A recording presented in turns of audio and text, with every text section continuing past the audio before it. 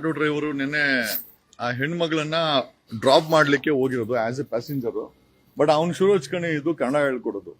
ನಾನು ಹೇಳೋದೇನು ಅಂತಂದ್ರೆ, ಕನ್ನಡ ಅನ್ನೋದು ನೀವು ನೀವು ನೀವು ನೀವು ಯಾರಾದ್ರೂ ಲೂಟಿ ಮಾಡಕ್ಕೆ ಬಳಸೋ ಅಂತ ಪ್ರಕ್ರಿಯೆ ಆಗಿರಬಾರ್ದು.